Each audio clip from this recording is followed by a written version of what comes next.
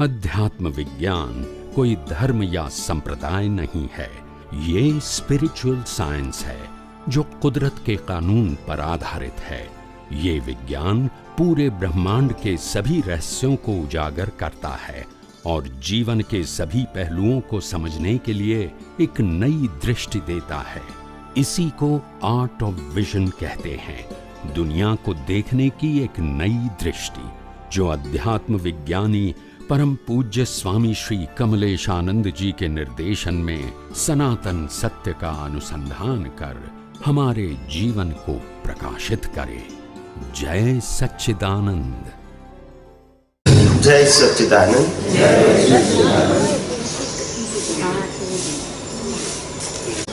દિવસની શરૂઆત સવારે ઉઠીએ ત્યારે આપણા જીવનની શરૂઆત હું પરમાત્મા છું એ લક્ષ્ય સાથે થવી જોઈએ। હું હકીકતમાં વાસ્તવિક રીતે અથવા તો નિશ્ચય નિર્ણયથી કેવળ શુદ્ધાત્મા છું એના લક્ષ્ય સાથે દિવસની શરૂઆત થવી જોઈએ।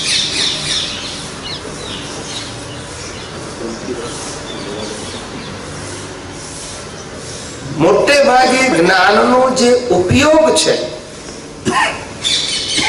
એ ઉપયોગની અંદર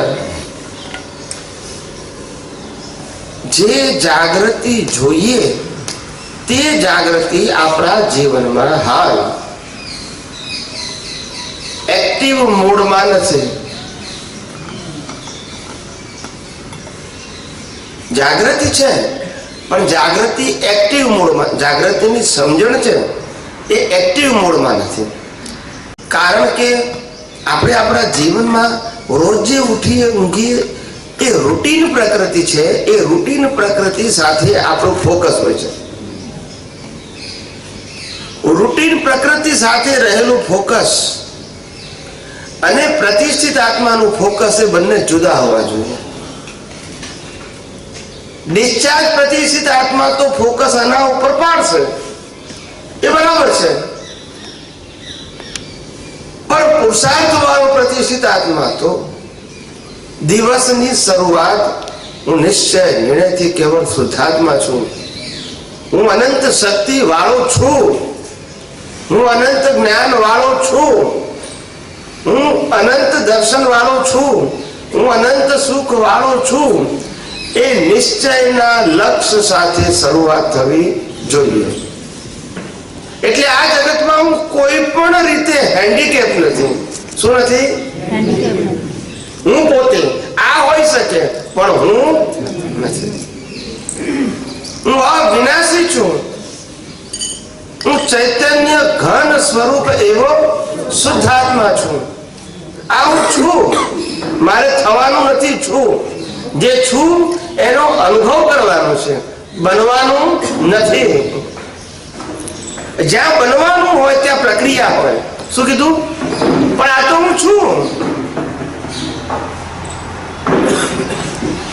એટલે સવારના પોરમાં ઉઠતાની સાથે આપણી આ અવેરનેસ બિલકુલ ક્લિયર હોવી જોઈએ, કન્ફ્યુઝન વગરની।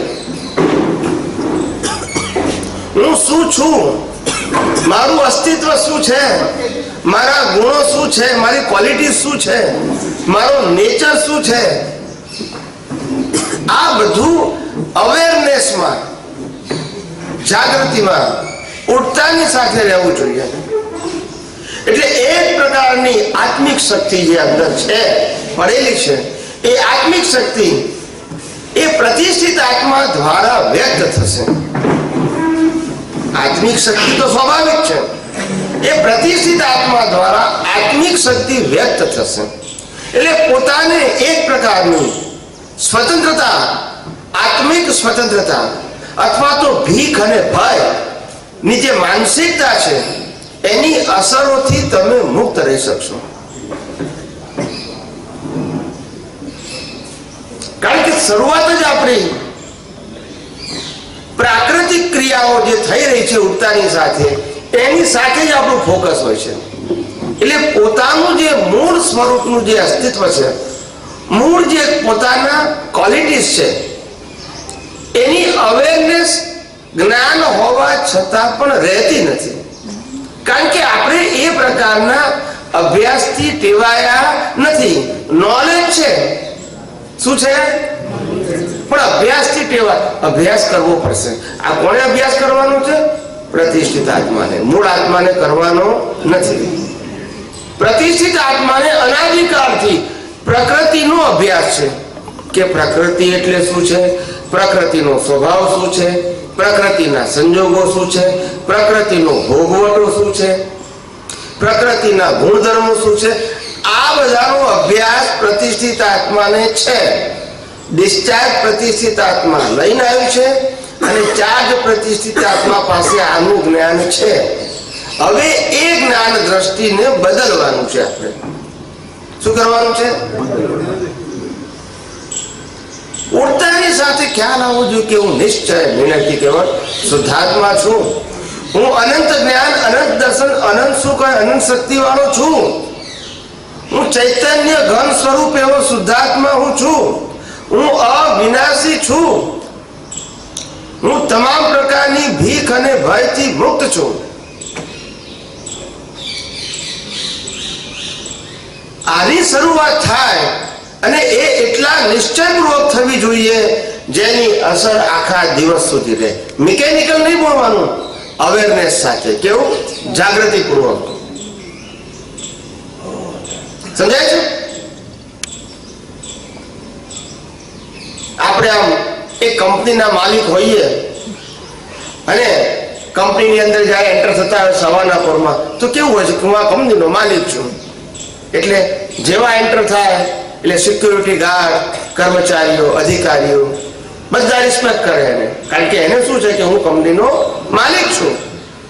કંપનીના માલિકને પણ આટલો ઈગો હોય છે વ્યવહાર બાબતમાં.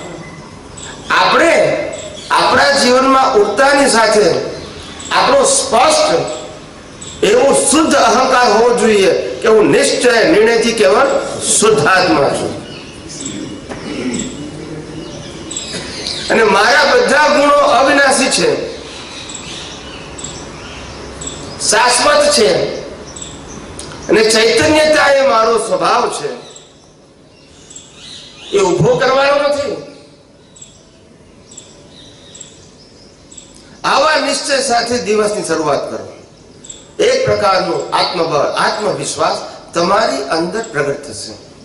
જેટલો સ્ટ્રોંગ સવારના પોરનો તમારો નિશ્ચય હશે એની અસર આખા દિવસ દરમિયાન રહેશે. આપણે કોઈ મિકેનિકલ ક્રિયા કરવી નથી.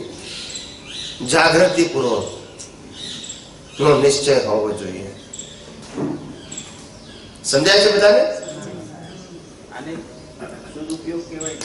હા, એટલે અમે અમારા જીવનની અંદર જે જે પ્રયોગોથી ઘડાઈ રહ્યા છીએ એ બધા પ્રયોગો હું તમને પ્રેક્ટિકલ આપું છું. કેવા આપું છું?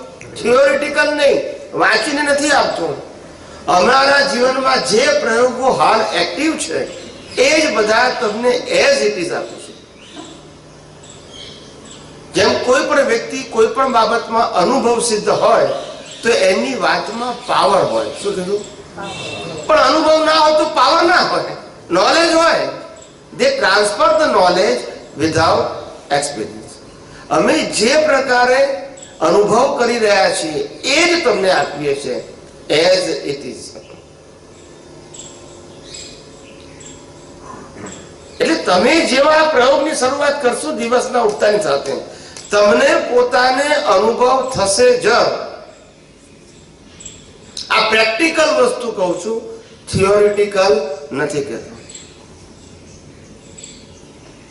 આપણે બધા સિંહના સંતાન છે. સિંહ એટલે શું?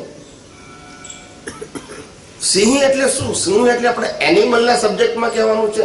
ના. સિંહ પણ એટલે ખુમારી વાળું જીવન, પોતાના સ્વરૂપની ખુમારી,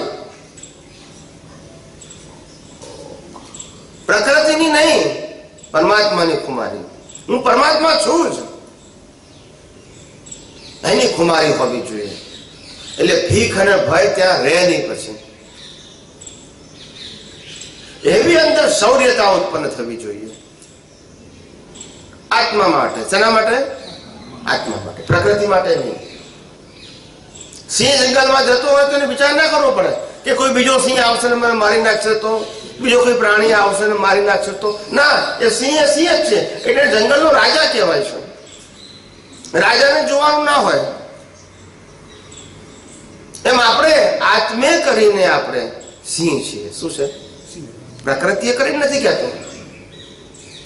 અંદરનો આત્મવિશ્વાસ એટલો પ્રબળ હોવો જોઈએ કે દુનિયાની કોઈ પણ વિનાશી અવસ્થા આપણને આપણા ધ્યેયમાંથી ચલાયમાન ના કરી શકે.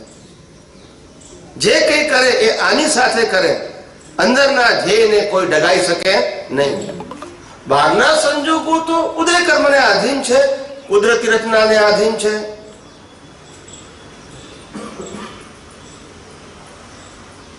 રામ ગમે એટલા સમર્થ હોય તો એ સીતા ઉપાડી જાય, કુદરતી રચના. કૃષ્ણ ગમે એટલા સમર્થ હોય તો દુર્યોધન ના સાંભળે, કુદરતી રચના.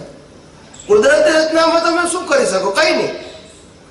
પણ પોતાનું જે સ્વરૂપ છે, પોતાનો સ્વભાવ છે, પોતાનો ક્વોલિટી છે, એની અવેરનેસ રહેવી. એટલે કે આ વિનાશી અવસ્થાઓની અસરોથી મુક્ત રહેવું.